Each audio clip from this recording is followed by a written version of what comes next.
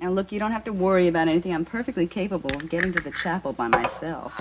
You sure Cliff Nelson isn't there to give you a lift? Look, now stop it, okay? I told you why Cliff was over here the other night. It was not by invitation. Yeah, I know. I'll just have to have a little talk with Mr. Cliff someday soon. Look, if this wedding's gonna happen, I'm gonna have to go. Yes, I know. Weddings are very important, aren't they? My sentiments, exactly. Oh, somebody's at the door, Steve. Look, why don't you just go get the preacher, and I'll meet you at the chapel as soon as I'm ready. Oh, bye.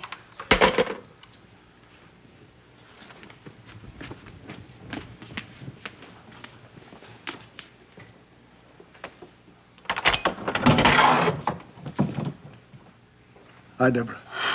Oh. God, you look terrific. Oh, are you going somewhere? Yeah, I'm going to a wedding. Well, now, isn't that a coincidence? Because that's what I came to talk to you about. Our wedding.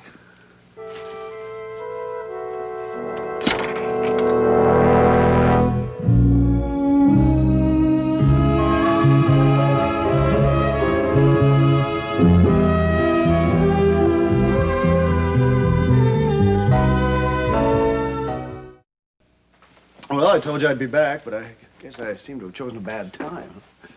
Whose wedding is it, anyway? Friends of mine, Calvin Stoner, Star Wilson.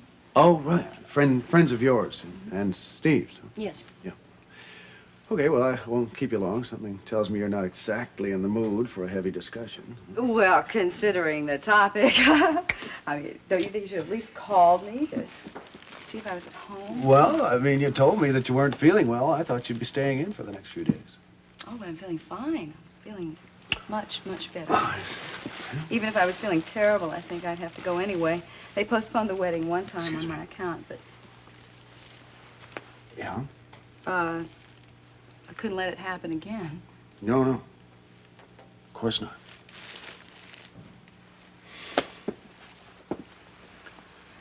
Oh, and, I'm not in a real big hurry. I just talked to Steve. He's at the chapel, and, the preacher hasn't arrived yet, and I don't think they're ready for the wedding. And neither are you for ours?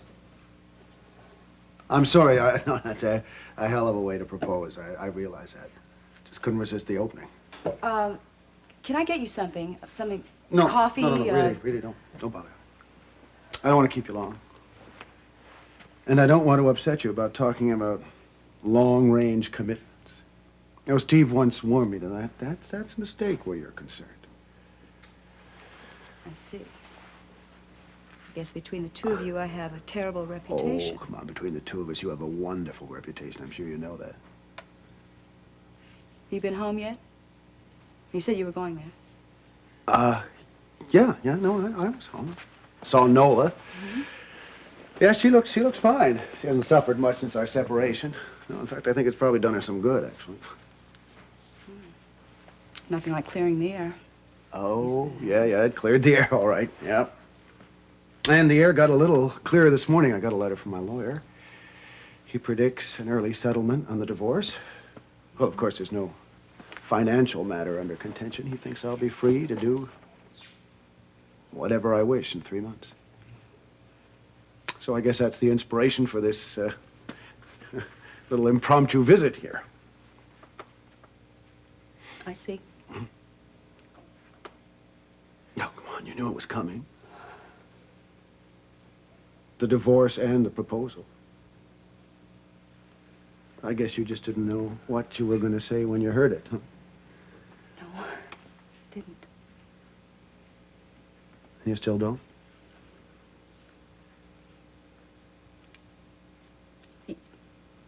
I do know. That's just the trouble. Well, go ahead. Tell me. I can't marry you, Owen.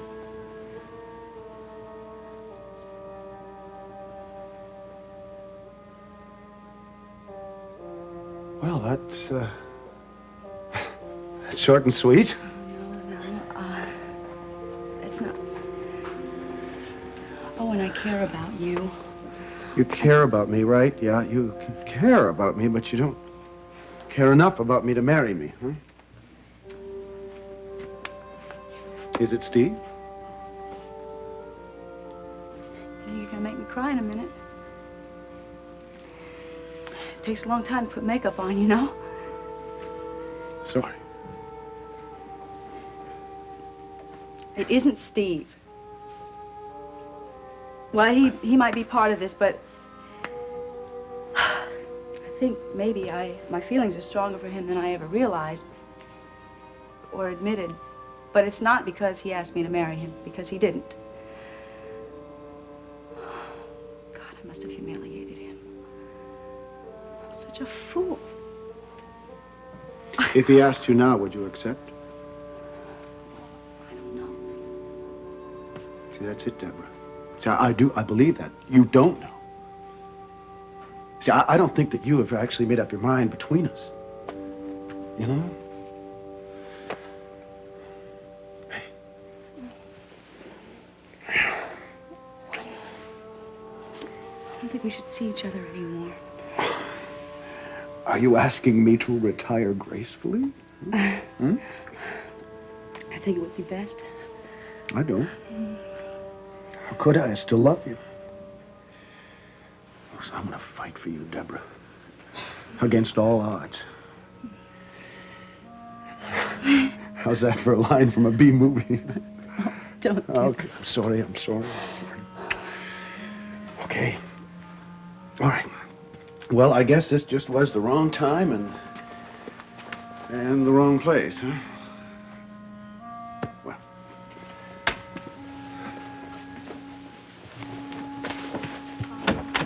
Yeah, but that doesn't mean that I'm not going to try again, you know?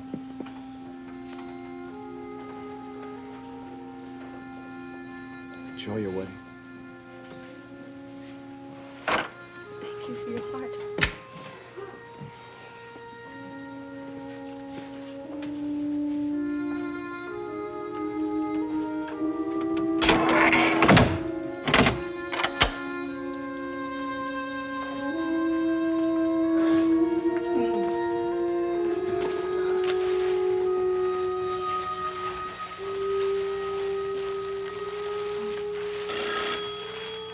Start all over again. Hello. Deborah, my dear, how are you? Who is this? It's Mrs. Corey. Oh, dear, it's been so long, I think you've forgotten all about me. No, I have not forgotten about you, Mrs. Corey. Where are you? Are you visiting your sick friend? Yes, I am. I'm afraid she grows weaker every day. Sometimes I think it'd be a mercy if the good Lord... Well, never mind. How are you, my child? I'm fine. I'm feeling much better now. Oh, you are? Well, I hope my nice homemade soup contributed to your recovery. You did get the soup, didn't you?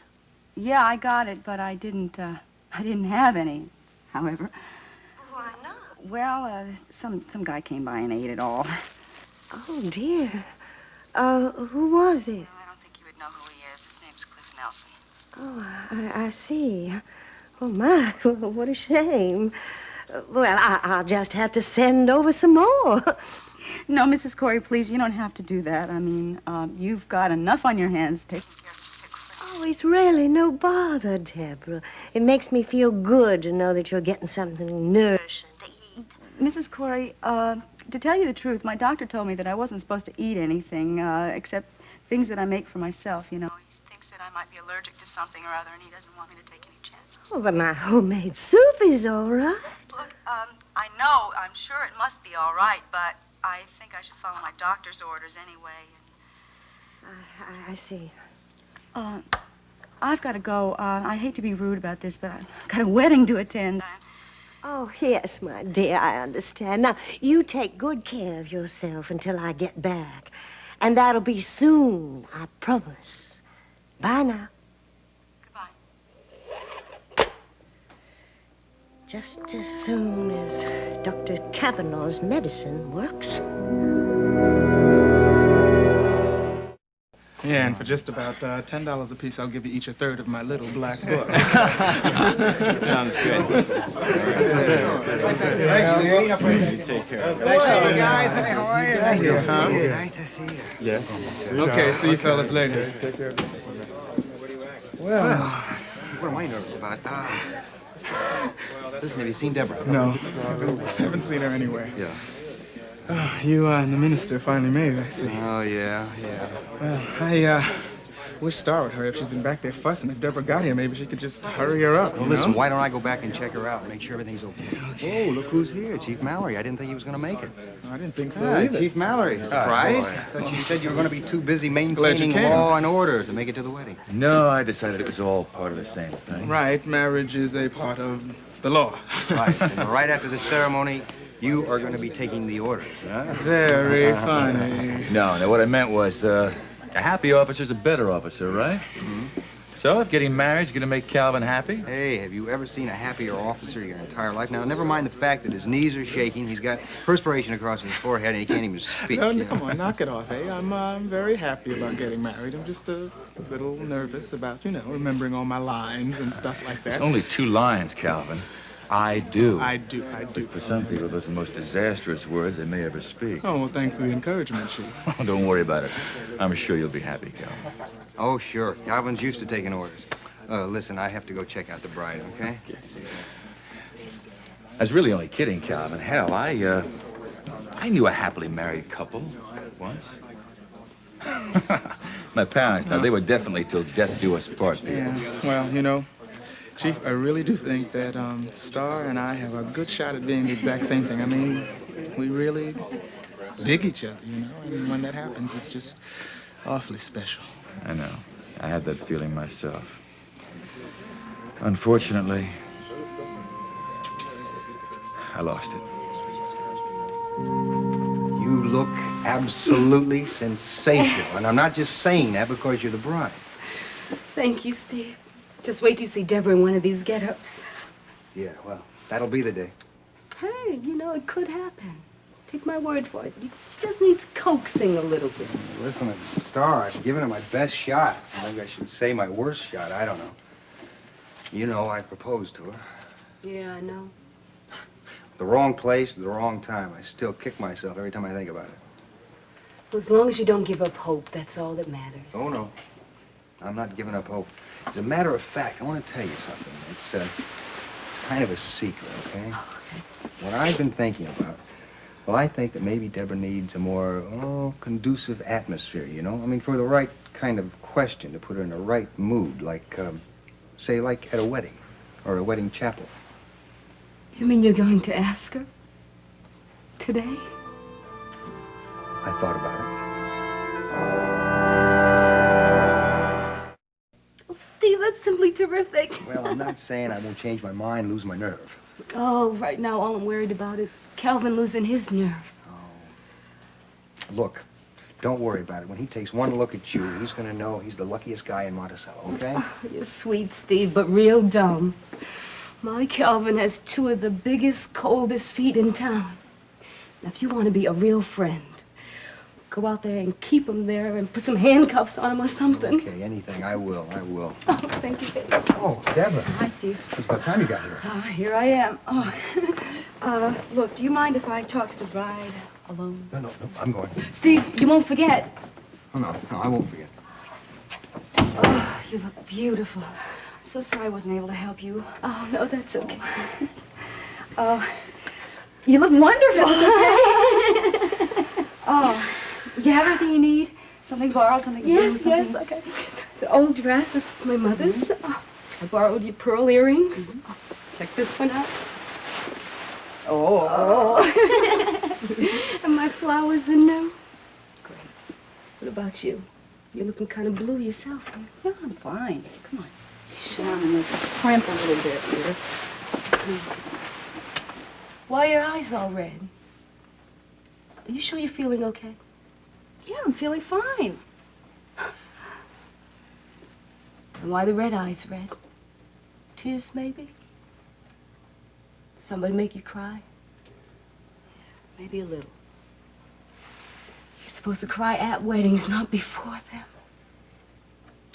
I was practicing, okay? Oh, come on. I'm so happy for you. you. I'm so happy for you, too. For me. Hey, ladies, please. Everybody's waiting. Come on, let's go. Let's go. You ready? Yeah. Yeah, you're ready. Come on. This one's for you.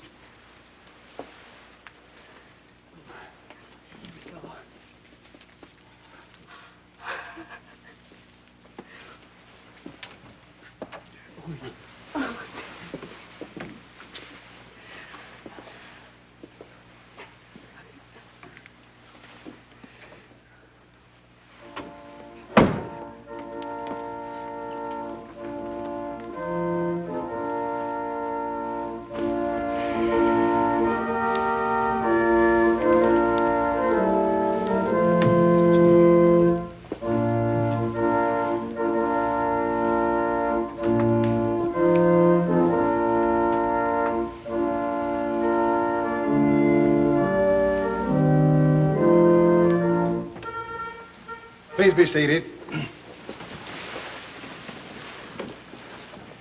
Dearly beloved, we're gathered here in the sight of God and in the presence of these witnesses to join together this man and this woman in holy matrimony, which is an honorable estate instituted of God.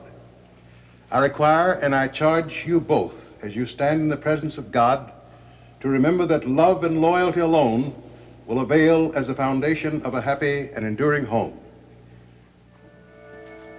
But I wasn't expecting you. That's why I rang the bell, even though I have my own keys. Well, it's still your house, darling. You can come and go as you please. Well, my intention is to go. Well, that's what you said the last time. You said you were moving into Monticello Arms? That's exactly what I did. Fortunately, I didn't manage to take all my winter clothes, which is what I'm going to do right now. Oh, and wait. That was a very unsatisfactory conversation the last time. It started nowhere and ended up no place. Oh, and please don't do this. We're still man and wife. You do owe me the courtesy of telling me where things stand. I told you the last time, Nola, the divorce proceedings are going through. In fact, I got a letter from my lawyer. He predicts a final decree in 3 months. And, that's 3 months to your next wedding date, huh? Nola, I'm in a hurry, and I'm sure you want me out of here as soon as possible. You are going to propose to Deborah, aren't you? It's none of your business. Humor me then. Please, Nola, I just want to pack and get out of here. That's all I want, Well, okay? she might not be as obliging as you think. Steve Guthrie has been spending a lot of time with her, you know. How would you know? Oh, because it stands to reason. I mean, they always did see each other, and with you gone. Oh, and I think you've been very foolish. You want to know something, Nola? Even if there wasn't a Deborah, divorcing you is one of the least foolish acts of my entire life.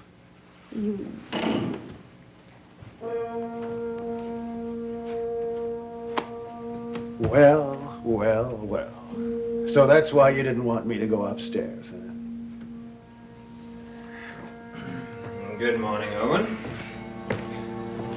Or is it already good afternoon? No, I think you better arrange to have my things sent to the hotel. I think that'd be best for all of us, don't you?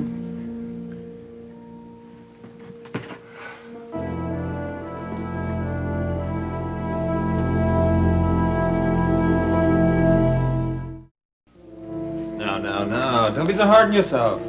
We never said we denied the fact that I was living here. Oh, it isn't that. It's the way he looked at me. Such loathing, such contempt. Oh, he's just jealous of your happiness, darling. He said that it doesn't matter whether or not Deborah wants him. He'd still leave me. Does it matter to you? That's what I want to know. No, it doesn't. I want to get rid of him just as much as he wants to get rid of me. Are you sure of that, Nola? I wish I could be. Aren't you? How can I be? You've never given me any proof.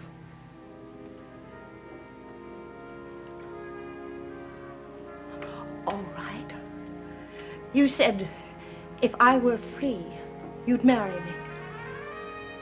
Like a shot. Owen says the divorce will be final in 3 months, maybe less. And when it is, I will marry you, Elliot. I will. Darling.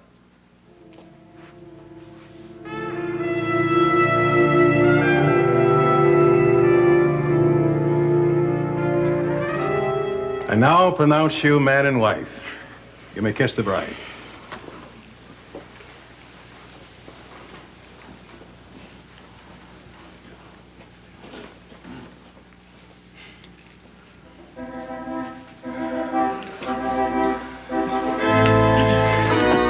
Star, you forgot the bouquet.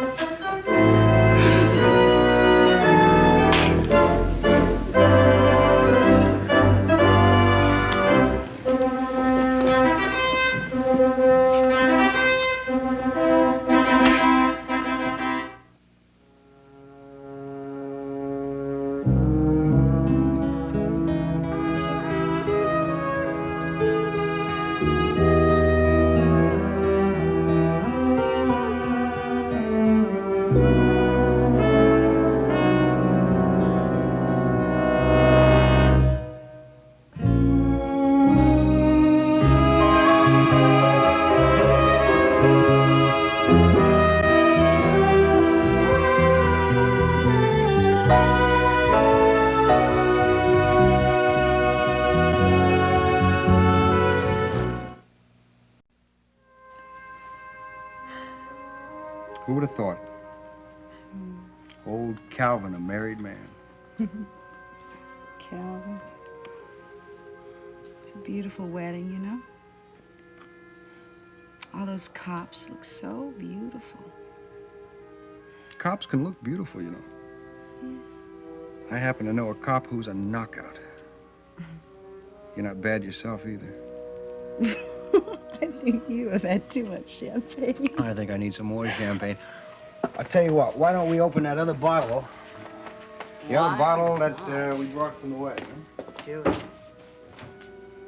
You know, this is not the only souvenir you brought back from the wedding.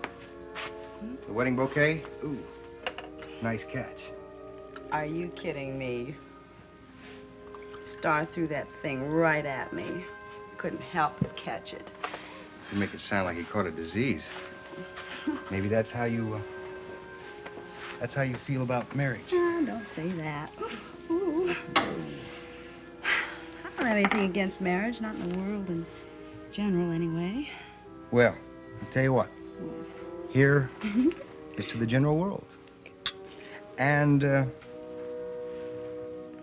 a very beautiful maid of honor.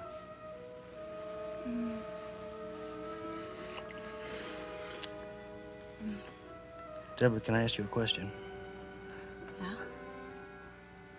It's a very important question. Go ahead. Ask me. I mean, maybe I wouldn't ask you, except we've been to a wedding and we've had a whole lot of champagne. We're still having it, too. And we're still having it, too.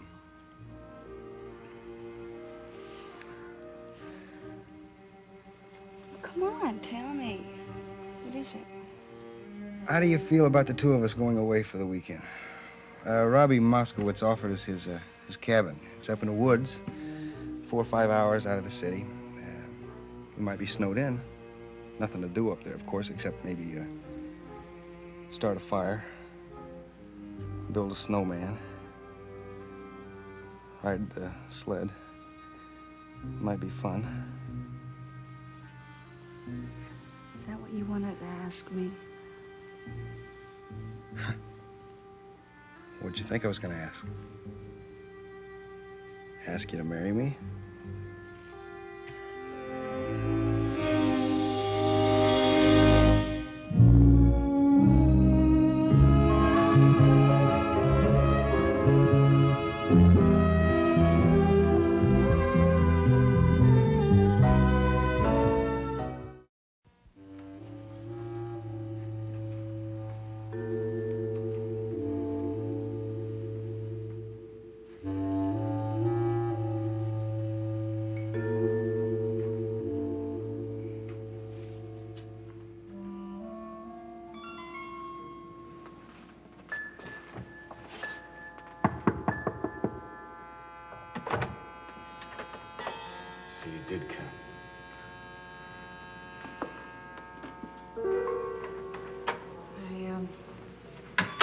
told Miles that I was going to meet you because of the interview.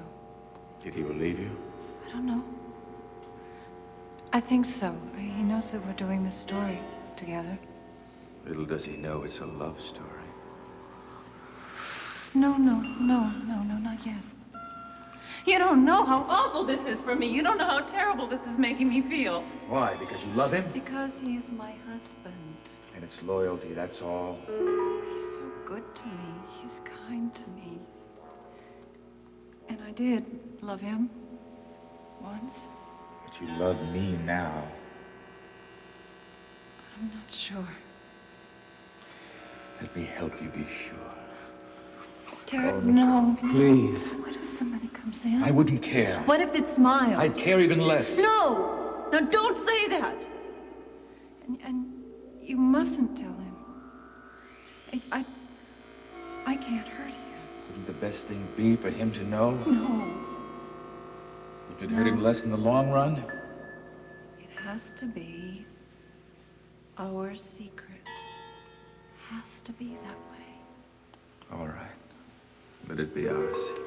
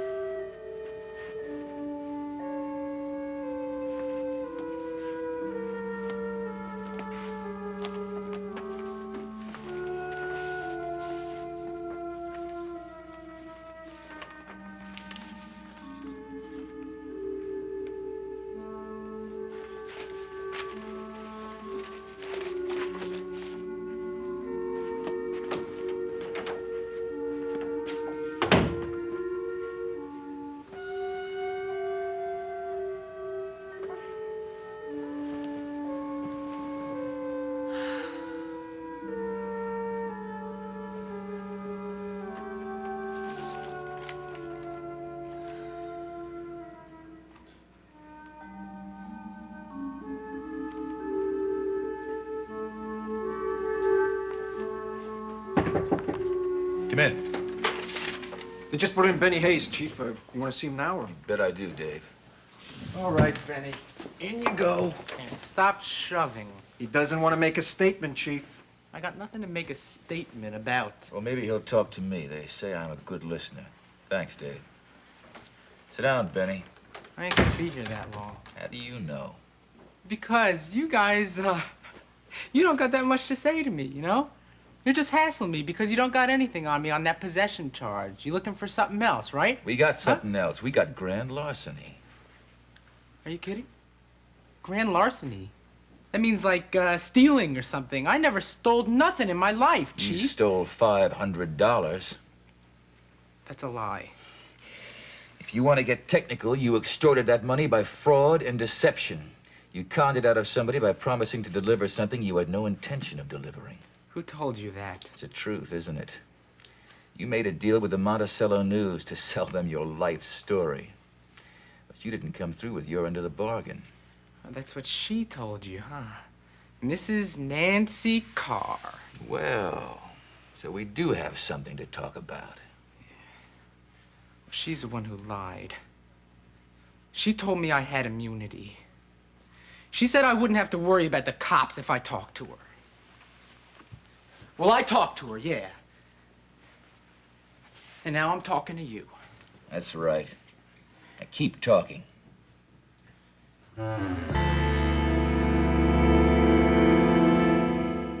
I should have known it was some kind of trick. I bet she works for you guys undercover, huh? Is that her gig? You got it all wrong, Benny. Nancy Carr's a reporter and nothing more. Unfortunately, like so many reporters, she makes promises of immunity. Yeah, promises she doesn't keep. So why the hell should I keep mine? What was that? Nothing. Listen, What about this grand larceny rap? I'm gonna leave that for the district attorney to decide. Just you don't leave town. Goodbye, Benny.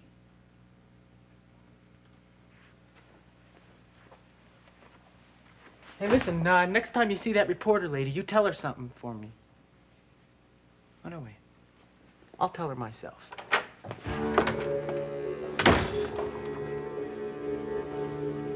It really was very nice of you to agree to have dinner with me so late, Mrs. Saxon. My dear, it was my pleasure. How's Logan doing? I see so little of him. In fact, that Christmas party, I think, was the first time I'd seen him in months. Well, of course, he's working too hard these days, but his work is very important to us. He's doing well. In my view, he will be nothing less than the best district attorney we've ever had. But you are a little bit prejudiced. Well, it's true. I do have a very strong maternal feeling about Logan, and his child, of course. But nonetheless, I think that he's bright and talented and deserving. And there's no flashing word. Oh, not in this case, I don't think. Something tells me that you have political ambitions for Mr. Swift. Oh, no, my dear. Believe it or not, I finally have come to the realization that I can no longer shape anyone's political career. No, I gave that up completely.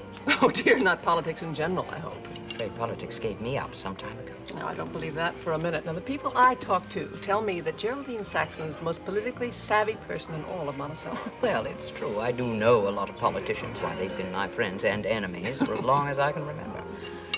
But tell me, was it politics that you had in mind when you invited me to dinner tonight? Well, as a matter of fact, politics and television. Television? Actually, it's your friend Nicole Drake who gave me the idea. We were discussing our campaign 80 plans. Oh, well, of course, naturally, your station will be covering the election campaigns. Very important campaigns, a presidential year. We thought it might be a good idea to have one person spearhead the entire effort. Someone who is very knowledgeable, not only in national politics, but local. I see. So you're looking for a suggestion. No, I know exactly the person I'd like to fill the job. That is, if I can wrest her away from that adorable baby she takes care of. Good heavens. Good heavens. Don't you think? I think that you could... Mrs. Dorn, what is it? Nothing, just one of those fun couples in Monticello.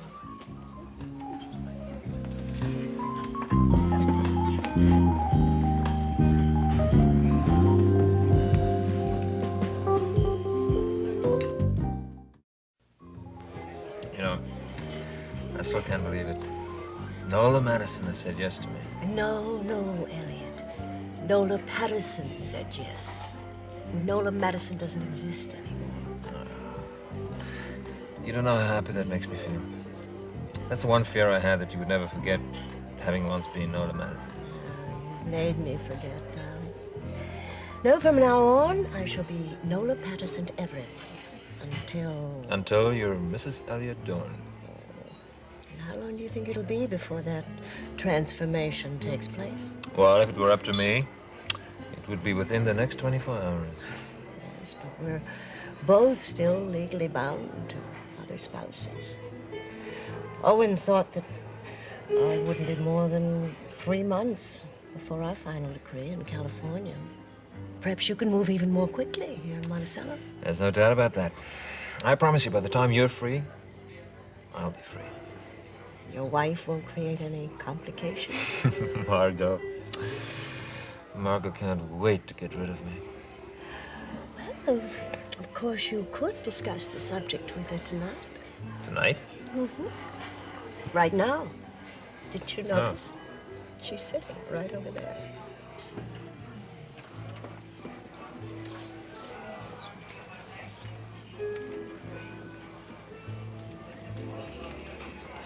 I hope you won't think I'm impolite, but I wonder if we could continue this discussion at another time.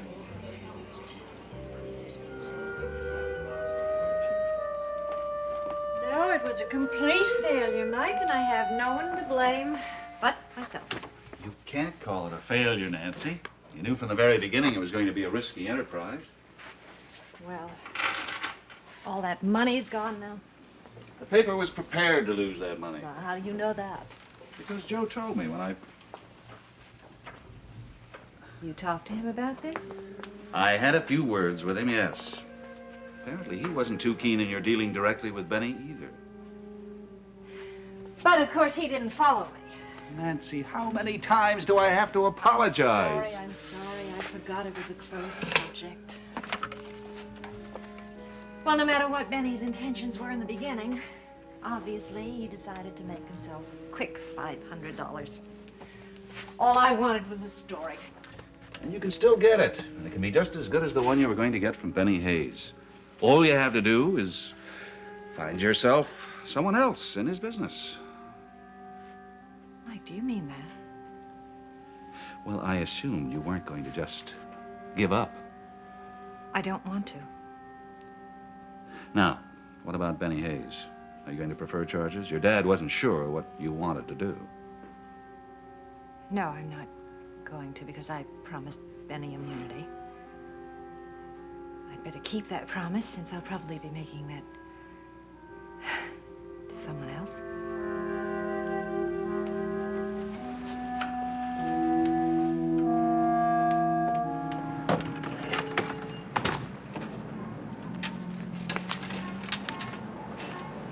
Mike and Fancy Nancy Carr. I don't think I like this. Park Place, I've been waiting $1,500. Gee, it's awfully Waiting all late. night for Don't you that. think I ought to be going home? Don't Cough we it need up. a rest? Cough up the money. I need my money more than I need my rest. Besides, I don't have to go to I work go these in the days till hock. 1 o'clock. Well, that's because she doesn't go to bed till after midnight. She feels if she doesn't go to sleep after 12, she won't dream. Oh, come on. I just happen to have read in a book somewhere that the chances of dreaming after 12 o'clock are less than tremendous. The book was wrong, all right? Everybody knows, everybody dreams, regardless of what time you go All to right, sleep. forget it. What's so bad about dreaming anyway? I mean, unless you got the scream. You haven't got the screamies again, No, I'm have not you? having nightmares. I mean, I remember when you were foretelling the future with your dreams. Here's your loot. All right, she's had dreams, but let's face it, they never really did come true. How can you say that? Almost every one of those dreams came true. Maybe not the way I expected it, but they came true. What are you dreaming these days? Anything spectacular? Oh, well, not exactly a big production, free parking. kind of a one set, you know. It's a recurring dream that keeps changing. It's more like expanding. Well, you got me. Tell me what it is. Let's forget about it. Mortgage. Talking about the dream is one sure way of making her have it again. Draper? All right, you want to know about the dream? I'll tell you about the dream. She dreamt that she had a beautiful baby daughter, except the kid gets up, gets on a train, and we don't know where she's gone. I dreamt that I had a beautiful baby daughter, and while I was in my hospital room, I heard a train whistle from outside, and then there appears this mysterious man who hands me over this gift, which turns out to be a very beautiful silver bracelet. Well, that's just gruesome. Well, don't forget to tell him the best part. Oh yeah, I even heard the baby's name in the dream. Oh, it's a lot better than the way they name kids in my family. We all get stuck with the mother's maiden name. Not kidding. Well, I got cousins named Richardson, Benson, one poor sap's named Smith Swift. How's that for a handle? You like Does that mean your mother's name was Logan? Julia Logan. You're kidding. Why would I kid about that? Julia Logan until she married my old man, then it became Swift. $200 as I pass go. What are you looking so surprised about?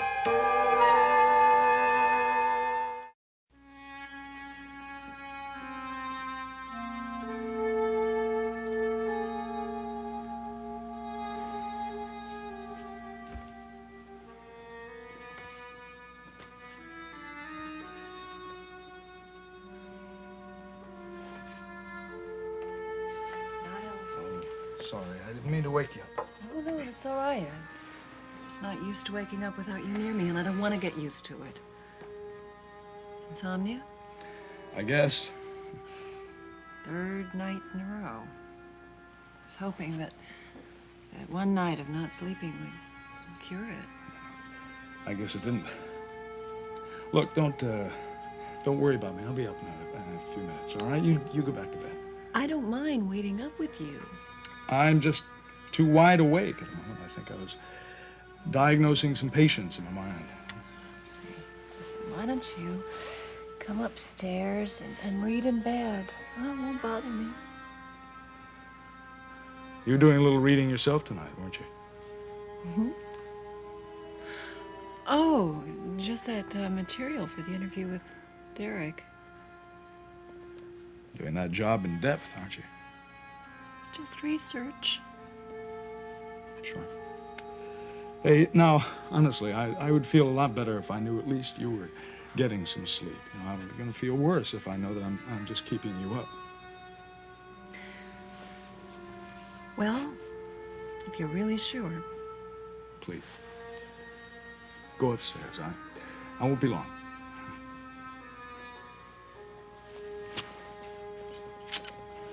I love you. You know that, don't you? Same here.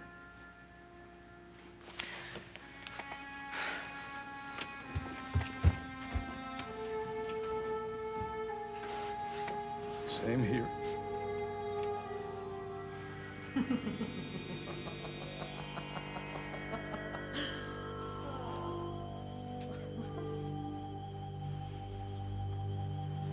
Oh, dear God.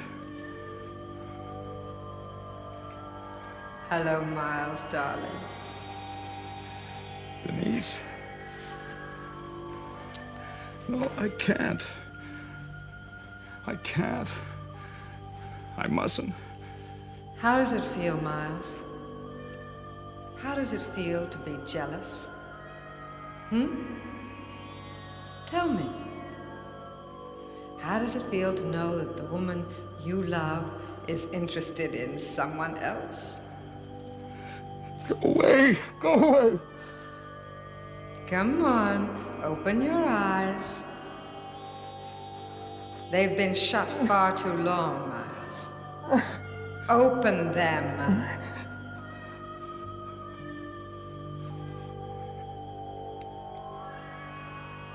I'm dreaming you. No, you're living me. You're living the same nightmare you gave me. Remember? When you fell in love with Nicole. So how does it feel now, Tell me. Please. For God's sake. Go away. Go back to hell. I'm in hell already, Miles. Because that's where you are. Right now. Sizzling right along with me.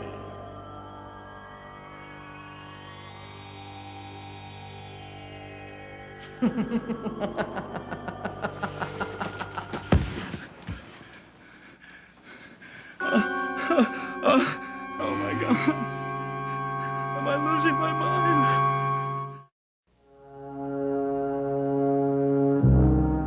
Seems as though a harmony is hard to find.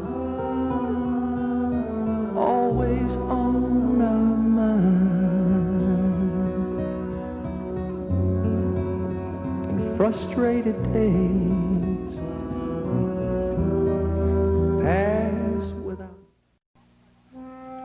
All that talk about wanting me to have a career, it was just talk. Just something he thought he had to say. But now he resents it. I can tell. How do you feel about your job now? I love it. I love being independent. It's wonderful. You sound angry. I'm not angry. I'm finally my own woman. And it's a fantastic feeling. But there's still a problem. He thinks I'm competing with him. That's the problem. I was almost afraid to tell him I got a raise this Christmas. Because I know he didn't get one. Did you tell him? I found out. He was bound to notice. After all, I turn over my paycheck to him every week. I see. I'm afraid your hour's up, Mrs. Turner. Oh, thank you, Dr. Perry.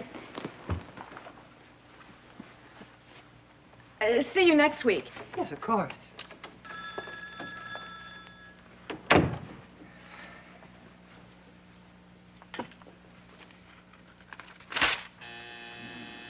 Oh.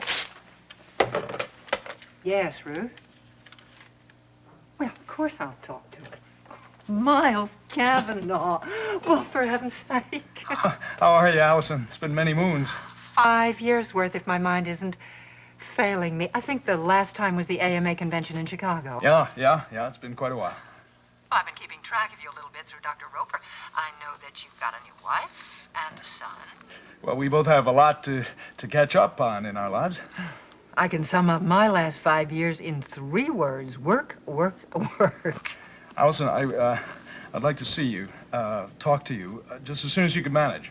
What's the urgency? I mean, after so many moons.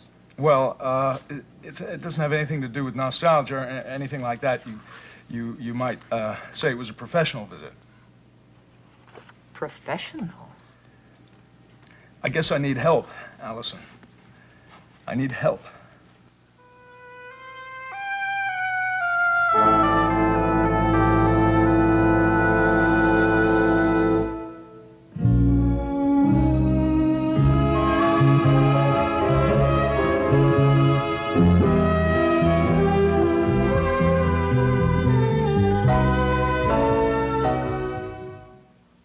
Oh, it turns out that John Wilson has agreed to do an interview after all, but he wants to abide by the original schedule we had planned, which means setting back your program with Chief Mallory. That's just as well. It may take a little bit longer to put that one together. Well, really? Why? What's the problem? Well, my first interview with the chief didn't go very well. As a matter of fact, it never happened at all. Here, what went wrong? Something unexpected. Oh? It was Miles. He appeared here suddenly and insisted on taking me out to dinner. There's nothing so unusual about him wanting to take you out to dinner. It's just a little odd that he insisted on it. Oh, it was odd. I tried to explain to him about the interview, but he was really in a funny mood, and Derek, Chief Mallory, decided it would be better to have the meeting on another day. Well, did he say when? Oh, no, he couldn't be definite. I mean, you know that man's schedule. Well, could you ask him about the possibility of filming some of the things at the Target range and places like that? Oh, yes, he was very agreeable to that. He offered to take me himself. Oh, very nice of him. And how was your dinner? It's just fine. Good. Glad somebody had a nice dinner last night. Mine was an unqualified disaster. I thought you were having dinner with Geraldine Saxon. Yeah. She agreed to have dinner with me quite late. It was very nice of her. Unfortunately, I wasn't quite as nice to her. Didn't she like your idea about being our political expert? Darling, number one, that was your idea, and a very good one. As a matter of fact, I think she would have agreed to it if I hadn't spoiled things. What did you do? Oh, I allowed myself to get all upset over something. Someone. It seems my darling Elliot came strolling into the restaurant arm in arm with his latest love. Nola Madison. Yeah. Monticello's hot fun couple. You knew they were seeing each other, Margot. Yeah, I know. Only it's different seeing it in print in a gossip column and seeing them together, face to face. Well, Margot, you want Elliot out of your life, but there's no way you're going to be able to keep him out of somebody else's life, and you're going to see him. Maybe you better try to adjust. It's easy for you to say. Maybe it would have been simpler if he'd chosen someone about 20, blonde, blue eyes. But seeing him there with her, it was like seeing an instant replay of my own idiotic behavior. Oh, Nicole, he doesn't care for Nola Madison. I know that. It's her problem now. It's not yours. But that's what's so unfair. It should be his problem. I mean, he should be punished for the sins that he's done. He shouldn't go on through life committing them. It's wrong. It's just so damned unfair. But I think there's something much more important than honeymoons to discuss, my darling. We have to decide where we're going to live afterwards. Happy ever afterwards. We'll have to wait and see, I suppose. No, that sounds negative, and we've agreed no more negative thinking, right? Yes, all right. I feel very, very positive this morning. Good. And I positively know where we should live. California, Elliot. It's the only place for people like us. People like you, Nola. Movie stars. Well, you may be a movie star yourself, my darling, just as soon as Mansion of the Damned is released. You, said that would be soon. Well, Owen said the picture was all finished, that he had a distribution deal. But he didn't give me an exact release date. I see. He did, however, give me a semi-exact release date for our marriage. 3 months. That means we could be married in the spring. Yeah, we could be. Of course, we don't have to wait until then to go west. We could find a lovely place in Bel Air. Yeah, it would be nice to escape the winter. Elliot, let's go soon. Please. There's nothing to keep us here, is there? No, nothing except the fact that my release hasn't been settled yet. Oh, well, that's just a formality, isn't it? Margaret's probably filed the papers by now. Yeah, I would hope so. I haven't heard anything from her. Isn't that a bit unusual in these cases? Yes, I suppose it is. I wonder how she felt in the restaurant last night when she saw us together. Envious, I'm sure. Did you notice her face? Looked like a thundercloud.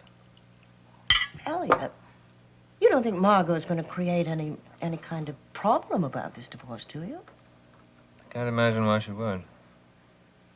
Well, stop furrowing your pretty brow about this now. I'm telling you that Margaret's going to croon with pleasure the minute she finds out that I'm not going to contest the divorce. Well, maybe it's time to talk to her about it, hmm? I think so. Don't you? Mm-hmm.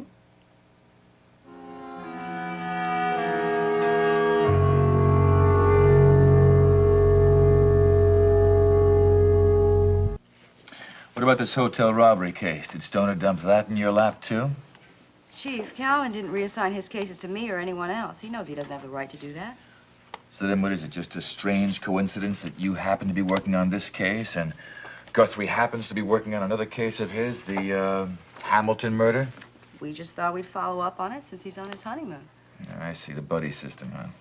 Well, as long as you don't neglect your own caseload. No, I'm not that busy anyway. I have 2 court appointments this week. One the Stokes case and the other is Benny Hayes. Speaking of Benny Hayes, did you know I had him brought in? Oh, on what charge? Well, it isn't a charge yet. Maybe it can be. But I'll need somebody who can make it stick. Don't tell me he was caught dealing. That would be stupid even for Benny. No. He conned $500 out of a newspaper reporter. Well, you know Nancy Carr. Yes, I do. Well, how did that happen? It's her own fault, I'm afraid. She practically handed him the money. And Benny, being what he is, he took it. Chief, Nancy Carr is nobody's fool. And I'm afraid in this case, she was Benny Hayes' fool. She thought he was actually going to sit down and tell her his life story for the newspapers. She paid for a story? Confession story. I suppose she granted him immunity, or... Well, I guess she has to protect her sources. Why? The First Amendment? I would like you to show me where in the First Amendment it gives reporters the right to protect criminals. Well, it's practical, isn't it? I mean, they wouldn't say a word if they knew we were going to hold it against them. And we do the same thing, right? We can grant immunity. We can protect our sources because we are cops. This is our job. Look, I haven't got time for any theoretical arguments. I just want you to know that Benny Hayes faked out this lady, got her money. Now, if you can make this charge stick, it might be a lot easier to get him behind bars than with that 2-bit drug charge. See what you can do. I know you're as anxious to make sure this kid doesn't get away with his crimes as I am. You bet I am. Oh, Chief, by the way, since I work the New Year's shift, would it be possible for me to take off an extra day this weekend? Big plans? No, not really. I just wanted to have an extra day, go off to the country. It's going to be a long drive. I see. I don't suppose Ed Anderson has any objections. No, he doesn't. All right, go ahead. Thank you. Come in. Oh, sorry, I didn't know you were busy. That's okay, I'm just leaving. How are you, Detective Guthrie? Oh, just fine. How are you, Detective Saxon? Fine. Did you have a nice New Year's? Oh, yes, real cozy. How about you? All right, you two, knock it off. What do you want to see me about, Guthrie? Chief, thought maybe you might like to have a copy of the Hamilton report. Oh, yeah. I wanted to ask you a favor. What? Well, since I worked the New Year's shift, I thought maybe I could ask for an extra day off this weekend. I see. Captain Anderson said it'd be okay. He said he could manage without me. Tell me something, Guthrie. This place where you're going for the weekend, is it a long drive?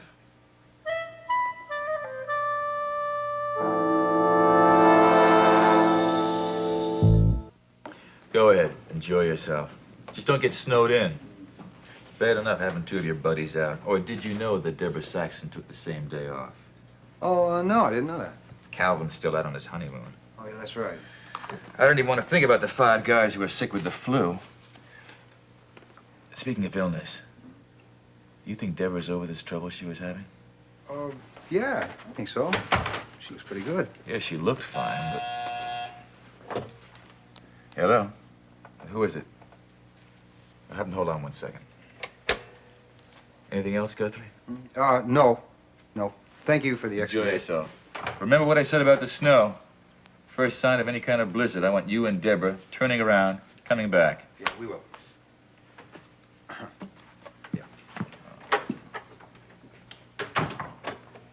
Hello? Hi, Derek. How are you? Hello, Nicole. How are things in television land? Oh, same old turmoil. Guess you know why I'm calling. I wanted to reschedule that interview we did not have. Yeah, I figured you would be. Listen, I'm really very sorry about what happened. I just don't know what got into Miles coming in like that so unexpectedly. Well, it is his privilege. After all, you are his wife. Yeah. When would you like to reschedule the meeting? Okay, well, why don't you choose a time? I think your schedule's a lot more important than mine. Well, the end of the week, Thursday, all right? Oh, fine. Name a time. Well, let's talk Thursday morning. We can arrange a time that's mutually convenient. Well, it's fine with me. Oh, let's just not make it around dinner time. Miles may decide to take you out for dinner again. No, I don't think that'll happen. It was a very unusual occasion. You know, I have to tell you, I thought Miles was acting very unusual that night, don't you? Yeah, I did. As a matter of fact, he's not usually that demonstrative in front of other people. Well, I may be partially to blame. I've been loading him down with a lot of extra forensic duties, and I know he has his own practice. I know he's been working much too hard. What I really have to do is get that man away from here to a quiet place for a long, long vacation. Well, not for too long, huh? What do you mean? Well, the man's a workhorse. You don't want to take him out upon us for too long. You just may make things even worse. Yeah, I guess you're right.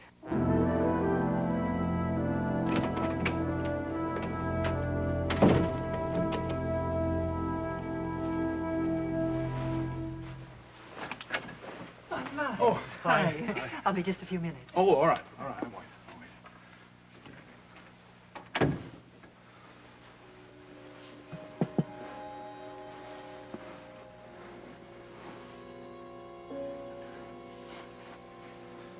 Well, this is a switch, isn't it? Oh, my God. Dr. Miles Cavanaugh in another doctor's office. And a psychiatrist. My, what is the world coming to? Please go away. And of course you chose a woman psychiatrist. Oh, how like you, Miles. She's a friend. She's a shrink, darling. Isn't that how you feel? Like your head is shrinking? Like there are bands of steel around your brain, squeezing it tighter and tighter? Please, bad enough as it is. Oh, the delicious irony. You've been thinking that I've been down there suffering the torments of the damned, and here you are, alive and well, sizzling in your own fire. Oh, that hot, hot jealousy. You're not here, Denise. We're both here, Miles, darling. And you know why you're here? You've got a very good reason. You think you're going mad. No, I just need someone to talk to. Miles. Miles, you only call a psychiatrist for one reason. You do have a reason. Your mother? Your poor mother who died all alone in that institution? Paranoid schizophrenia? Schizophrenia? Isn't that the name of her illness? I'm not like her. Oh, I know you're not. Oh, I'm only joking. Darling, I mean, I know you well enough for that. I know you're the sanest man in the world. You're not going crazy. You haven't imagined this affair between Nicole and this man, Derek Mallory. It's not a figment of your imagination. It's the plain, simple truth. Now, doesn't that make you feel better? Damn you. No. You're not losing your mind, darling. You're just losing your wife.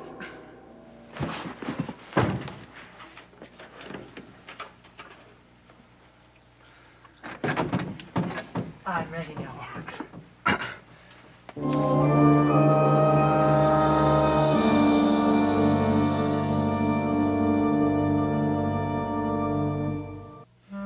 Some people might say it was very foolish of me getting married a second time so soon, not learning my lesson, you know, but then again, Nicole is a million light years away from what Denise... Oh, you never met Denise, did you? Oh, we met at a convention. Once, all right, you met her briefly. You probably thought she was charming, very congenial.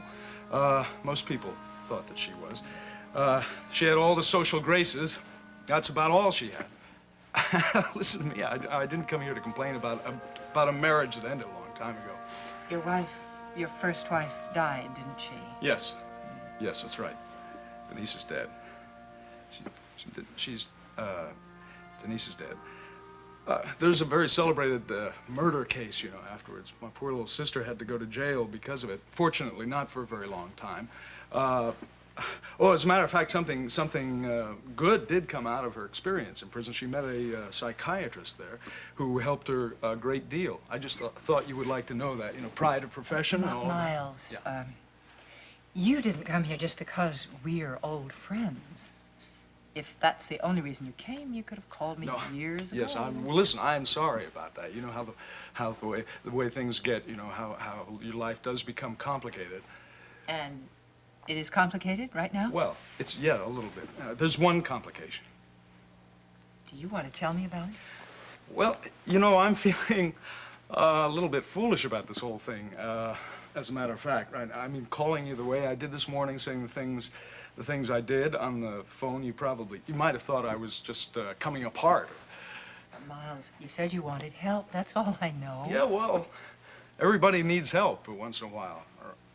And yes, to tell the truth, there was for a while, this past couple of days, I had the feeling that something might be wrong with me, something emotional, I mean. But then, after all, there is such a thing as the reality principle, right? I mean, not all the problems we have are just in our minds. Some of them actually do exist, and that's much, much different, isn't it? What is the problem, Miles?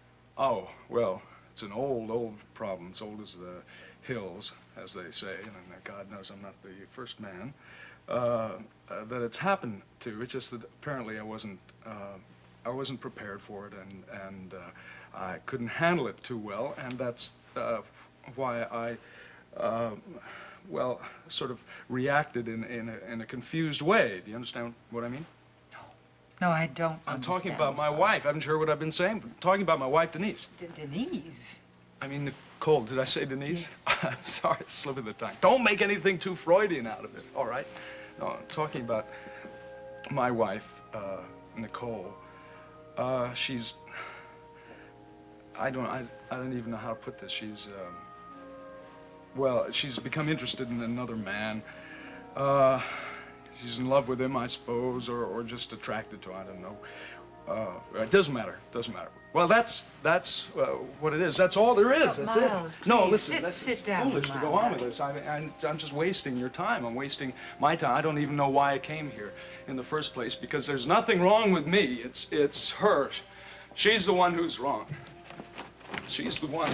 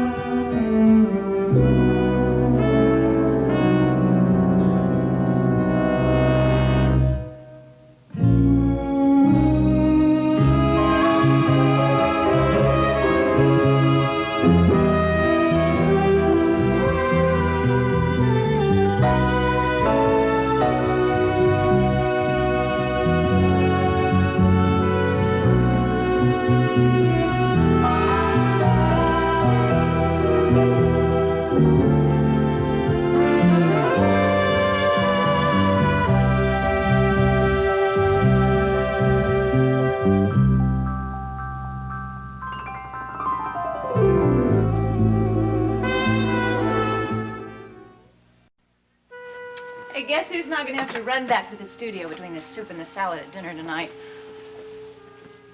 No kidding. How'd you manage that?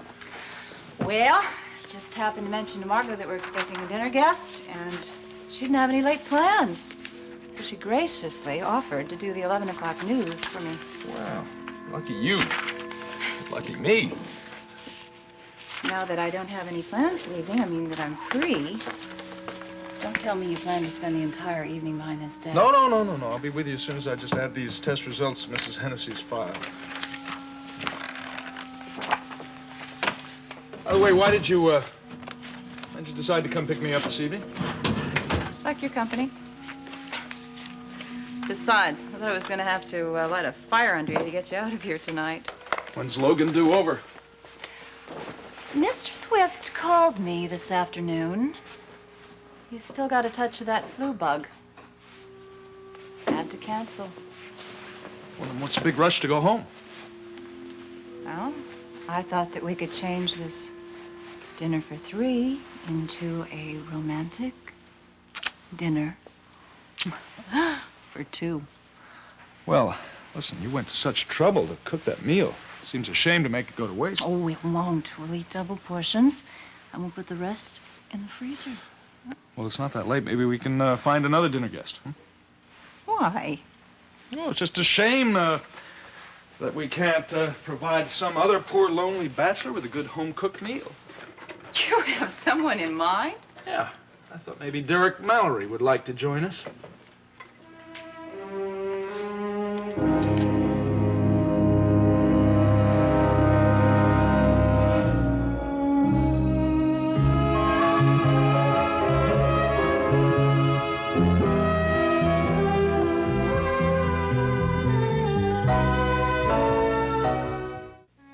I don't think that's a very good idea, Miles.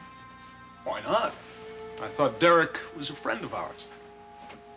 Well, for one thing, I would find it very awkward to invite anybody over at the last minute. Oh, I'll make the call. How's that? Honey. Listen, when Logan called me this afternoon, I thought it would be a very good opportunity for the two of us to spend a quiet evening alone at home together. We haven't had very many of those lately. Well, tomorrow night, be just you and me. Don't you want to be alone with your wife? Yes, of course I do. All right, I'll tell you, I do have an ulterior motive. Truth is, I'm feeling a little bit rotten about the way I behaved toward Derek the other evening. I'm feeling a little guilty about it, you know? Well, you did let him down. You didn't want to do the autopsy. You shouldn't have made that commitment. Well, after I agreed, I realized how much I wanted to spend that evening with you, not in some depressing police morgue. You know, I wouldn't mind if you gave up forensic work entirely. You put in too many hours as it is. Look, the point is that Derek was a little miffed about the whole, and rightfully so. So I thought, what better way to apologize than just invite him to dinner at our own home? I suppose that is one way. Then why do you have so many objections to it? You don't dislike the man, do you? No, of course not. I like him very much. Suppose I just make that call.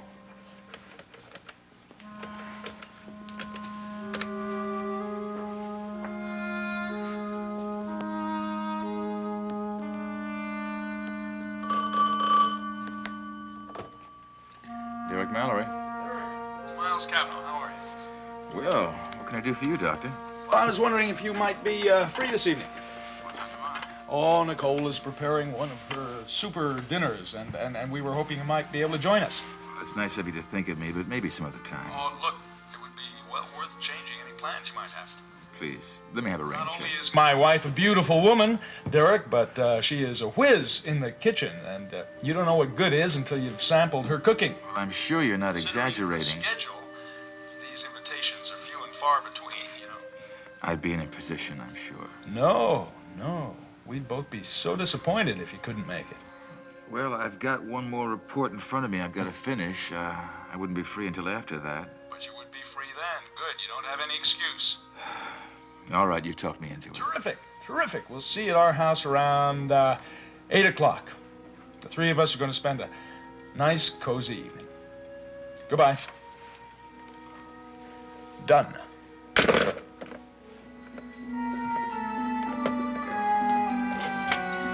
So when Calvin and Star are out there sunning themselves in the Caribbean, Steve and I are going to be out in the snow in the North Woods. Well, I've never been up to the Spring Lake region, but I hear it's quite lovely this time of year. It is, it is. The place where we're going to be staying belongs to a friend of Steve's. It's a rustic little cabin set way back in the woods. You're really looking forward to this, aren't you? Hi. Nancy, we've got company. Deborah, hello. Hi. Oh, I'm sorry I'm late. I had a last-minute rewrite to do on a story. Hi. How are you feeling? Fine. Absolutely fine. Good. You look well. Listen, would you like to have dinner with us? Well, I'd like to, but I've got to get back to headquarters. Oh, you're on duty? Yeah, I came over to talk to you about Benny Hayes. I see. What gave you the idea that there was any connection between him and me? Nancy, when Deborah first arrived, she told me she wanted to discuss something with you, but I had no idea what the topic was. Whatever information she has, it did not come from me. Who was your source? Well, Chief Mallory told me that Benny's been giving you a hard time. Please. Thank you. Where did he get this information? Well, I imagine it was a roundabout source. He didn't tell me. I was brought in on this case because Benny's been my headache for some time now.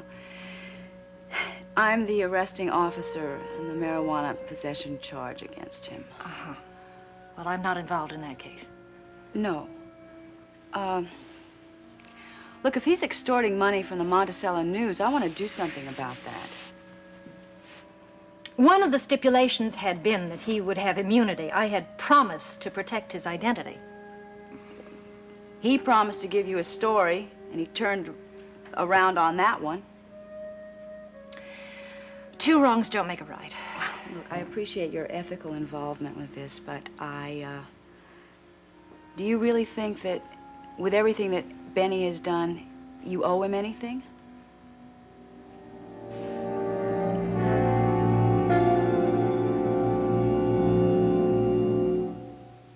As far as I'm concerned, the matter is closed. It's over and done with. Benny Hayes committed a crime, Nancy. You can't let him get away with it. I've already had a long talk with my father about what happened. I take it that Joe agrees with you. Well, we agreed that it would be best to let the matter drop. After all, we did realize we were taking a calculated risk, and it just didn't work. All you've got to do is sign a statement, and we can make sure that Benny doesn't con anybody else. Look, if I go back on my word, I would be abusing the very privileges I get from the First Amendment. Look, you have got to take into consideration the circumstances. If I press charges against Benny, the Monticello News stands to lose more than $500. There would be no more information from anywhere. They'd be afraid of being exposed. Look, if you make a stand against these punks, they'll realize you're not an easy mark. Believe me, I'd like nothing better than to see Benny Hayes punished for what he did, but my hands are tied. Well, knowing Benny, until somebody comes forward, he's just going to keep ripping people off. You can stop him. You know that, Nancy. Sorry, no. Well, you can't twist your arm. I'm going back to headquarters. I'll get your coat. I want you to think about what I've just said, Nancy. And if you change your mind, you can call me. Deborah, don't expect to hear from me.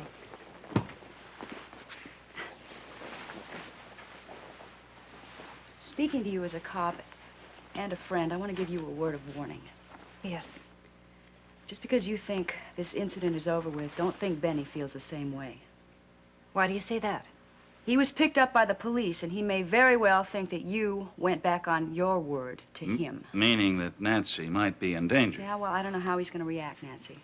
Deborah, do you think you could arrange protection for Nancy? Mike, there's no way that we can arrange protection when the threat doesn't actually exist. I am sure that Benny has had his fill of me, just as I have had my fill of him. I want you to be aware of this situation. Thank you, Deborah. I'll talk to you soon. Mm-hmm. Have a nice weekend.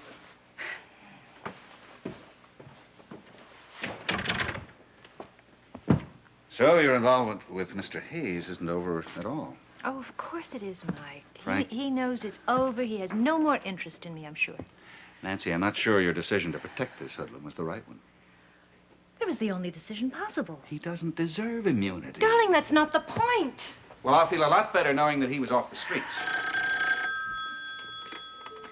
Hello? Hi, Nancy. Who is that? It's your secret admirer.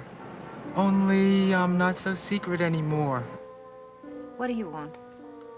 That wasn't very nice of you after all your promises to spill the beans like that. I told no one. Yeah, then, how come Big Chief Mallory knows all about our little business deal? I haven't the slightest idea how he found out.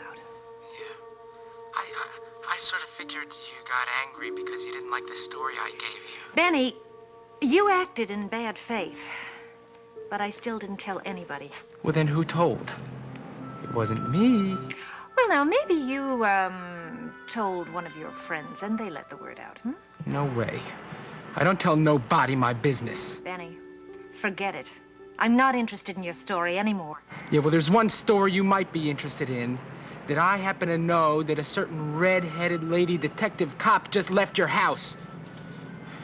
You ratted on me, Mrs. Carr, and I ain't happy about it. Apparently, Mr. Hayes hasn't forgotten about you. No. But he knows that Deborah was just here. What? Then he must have been calling from very near the house.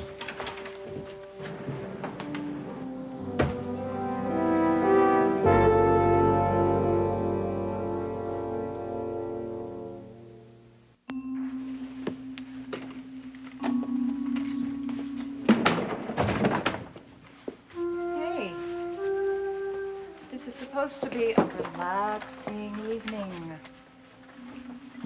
You're acting nervous as a cat. Oh, fine. How's dinner coming? It's just fine. Ah, there it is. Right on time.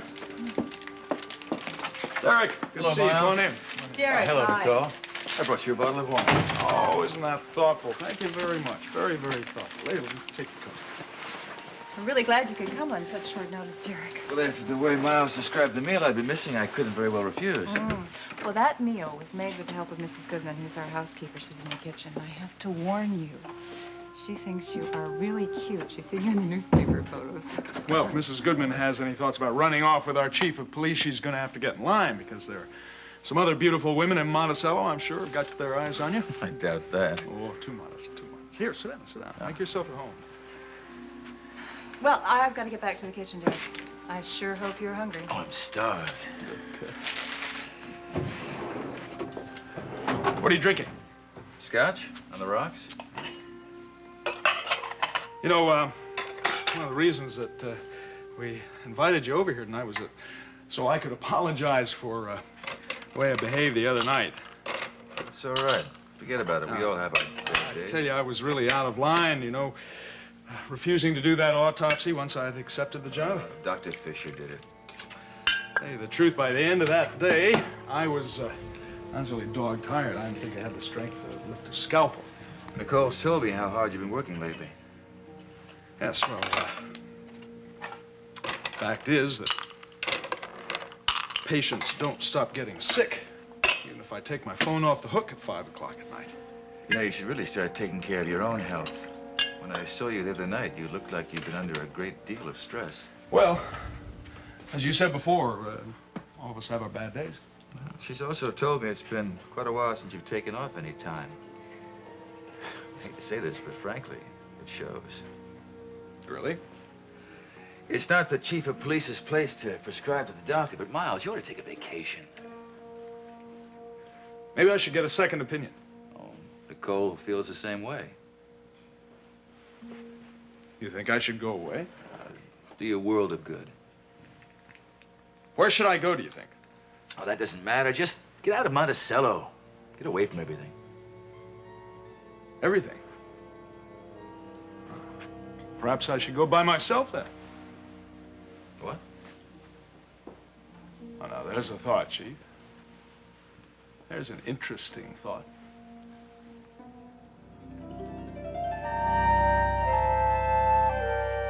dear Mrs. Saxon, I hope you understand about last night. There's no need for apology. Good. And maybe this evening we can discuss details of our future association. I don't know what details we can discuss. I'm sure I don't know how I can be of any help to you. Oh, come on now. You are the most politically aware person in Monticello. And you have an instinct for this field. One that I'm sure my viewers would find fascinating. I must say, the idea is intriguing. The way I thought about it, you would start at the convention, go all the way through the primaries, right up until the election itself. And you could also give additional commentaries on the weekly news. But I have no broadcast experience. I wouldn't do the job justice. Something tells me you're going to be a very fast learner, Mrs. Saxon. And besides, it would be quite a feather in WMON's cap to have your name associated with our political analysis. You mean I might provide a certain credibility? Quite frankly, yes. I must say, I appreciate your candor. It certainly is a challenging idea. All right, count me in. Good. Then may I propose a toast to the broadcast career of Geraldine Saxon. May it be long and successful. Oh, pardon me, let me get that. Yes, Oscar? Oh, what does he want? Well, he always says it's... All right, let him come up. My. History's repeating itself. Another perfectly lovely evening spoiled by Mr. Elliot Dorn, my so-called husband, is on his way up. Well, I'm afraid that's my cue to leave. Oh, I'm sorry. Let me apologize again. But I will be in touch with you and give you the particulars of your first appearance. I'll look forward to hearing from you. Thank you again. Hello, Margot. Ah, Mrs. Saxon. Mr. Dorn, if you'll excuse me, I was just leaving. Good night. Good night, Mrs. Saxon.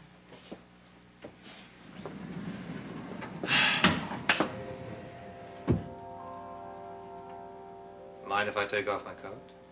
I really wouldn't go to that trouble if I were you. You won't be staying that long. Oh, you look lovely tonight, Margot.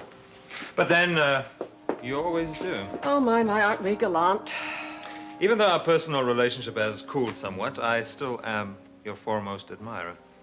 What are you doing, Elliot? Are you practicing your compliments for future use on Miss Nola Madison? What do you mean? What I mean is I saw you at the coach house last night, fawning all over her, and I must say, your public display of affection was nauseating. Well, I think it's healthy to express one's emotions. Oh, I must say you didn't waste much time finding yourself a new lady friend. Yes, well, that is what I came to talk to you about, Margot. What? You see, Nola has become more than a friend. Nola is my fiancée.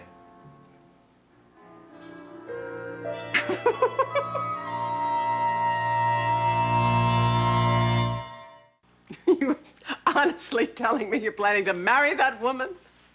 I'm a very lucky man, don't you think so? That's incredible. I mean, it's absolutely incredible. You know, so very few people in life find that special someone. I think I've been fortunate enough in finding two of the loveliest and most accomplished women in Monticello to accept my proposal. Oh, my, you didn't waste much time falling in love again. Love has no timetable, Margot. No, and you love Nola Madison, don't you? Yes. Oh, come off it, Elliot. You don't care for her any more than you cared for me. You can't know what I'm feeling, Margot. I know exactly what you're feeling, Elliot. You are feeling avarice. The only thing that makes your heart go pity-pat is when you look into Nola Madison's eyes and see all those dollar signs. Oh, darling, you really know how to hurt me. Well, what do you expect to do? Travel on her coattails out to Hollywood and have her launch you on some big Hollywood career? Our breakup has turned you into a bitter, bitter woman. Is that what you think? Well, you know what I think? I think I should try and warn that poor deluded woman. Just such what a conniving, money-gouging opportunist you are. She'd never believe you. You're right, she probably wouldn't. They say love is blind, love is deaf, dumb, and blind. You probably have her so mesmerized that she would believe that I'm just being spiteful. Ah, Margot. Why not be gracious about this, Margot? Why can't you be glad to see that I have found some form of happiness? Well, I am thrilled, can't you tell? Well, once our divorce becomes final and you start socializing again, I'm sure you'll find someone else very soon. What? A divorce? Yes. I haven't heard anything from your attorneys yet. That's why I was wondering whether you knew anything about the formalities, if they're being taken care of. Oh, you mean so you would be free to marry Nola Mattis?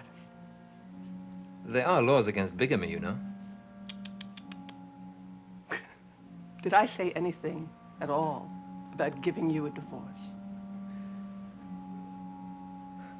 Margot, you want this separation as much as I do. It's best for both of us. Oh, my darling boy. Do you really think that I'm going to pave the way to your happiness by giving you a divorce? Margot, that would be a reason. I will tell you exactly when you will get your divorce, Mr. Dorn. You will get your precious divorce the day after hell freezes over.